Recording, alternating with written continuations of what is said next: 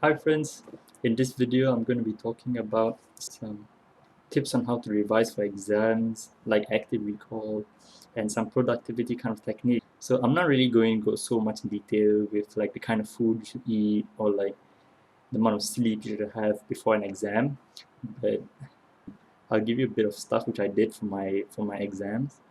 So essentially before I sat for my exams I used to eat like a lot of chocolates because that helped me with my memory, and like chocolate has a good way of reducing stress.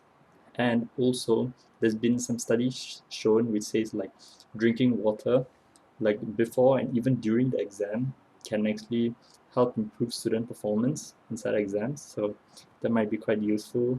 Okay, so in this video I'm going to be talking about active recall. First off, I would just like to say that this video has been heavily inspired by Ali Abdal's videos, and link will be in the description for his videos, so if you want you can check them out.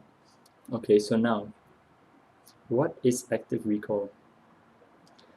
I think active recall, it's a way to like test yourself, all the information of a subject that you have learned. So the way I use active recall is making questions for myself on a specific topic.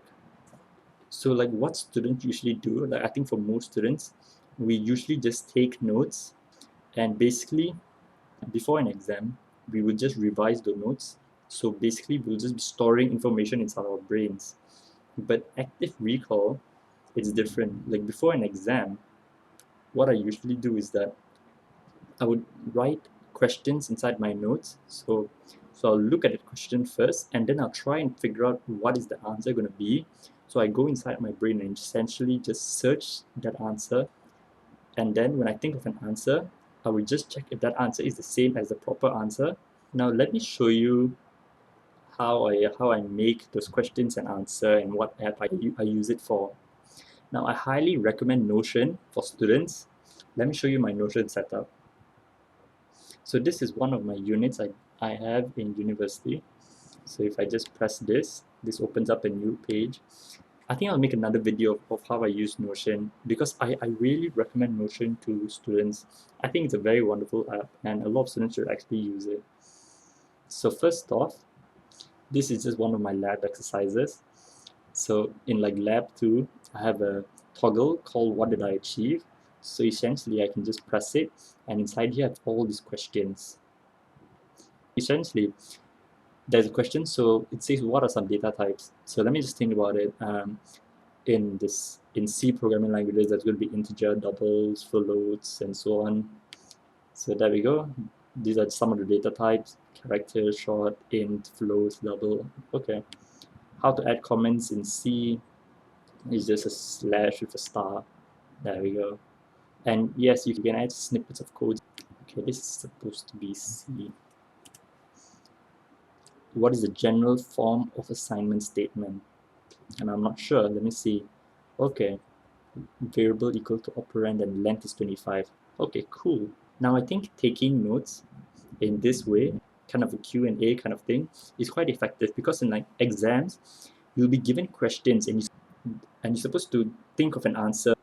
But if we just take notes as how we usually do, so essentially when we're revising, we'll just be storing information inside our brain. We're not really thinking, we'll just be storing information.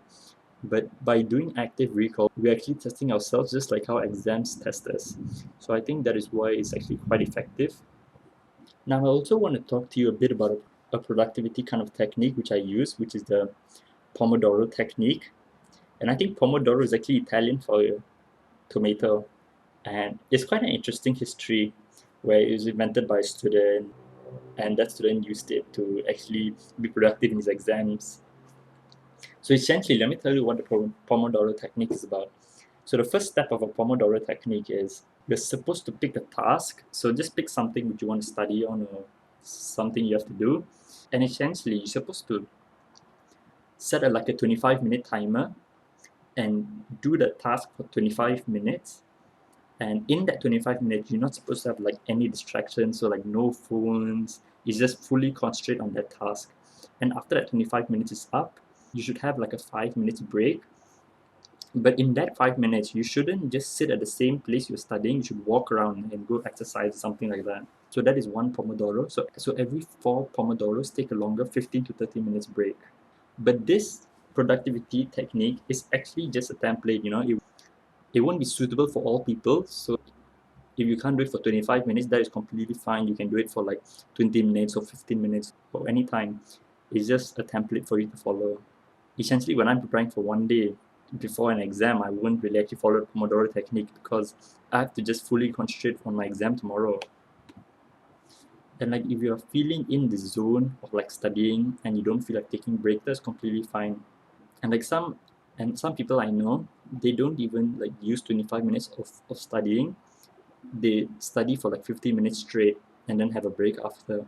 Speaking on that topic, there was a study done and it says like the most effective way of remembering stuff is by studying it for 52 minutes and having a 17 minutes break after the 52 minutes. And there are some good timers online for like the Pomodoro technique which you can use. I'll put the link in the description below. And there's an app which I use for productivity. It's called Flora. Essentially, the default timer they have is 25 minutes, and then there's a 5 minutes break after that. But that is actually quite a good kind of studying kind of app. So like every 25 minutes that you want to study, if you fully study in the 25 minutes, you can see like a tree is built inside that app, which is quite nice. Like over time, you can see all the trees that was made because of the 25 minute studying that you did. And I also want to say, if you feel like you've been studying for a long time throughout the day and you really feel tired and you feel like you're not being very productive anymore, just stop studying. So if you're tired and you're still going to study, not much information is going to retain inside your brain. What you should do is just like take a step back from your books and like do something you like. Go for a jog or like a walk or something. Like in Austin Kleon's book, one of his books, he says like every day he used to always go on a walk with his family because that helps him like think of his ideas and stuff like that. And I think Austin Kleon's book, they're very good. They're quite inspiring. I think I'll make a review of his books in my upcoming videos. And I just want to say one last thing. When you're studying, try and teach someone. I feel teaching is the best way for you to actually know what you have learned. So if you can't really teach someone something in a specific topic, that means you don't fully understand the topic. So I think teaching is a very good way for you to study better. Okay, that's it for this video. Thank you for watching.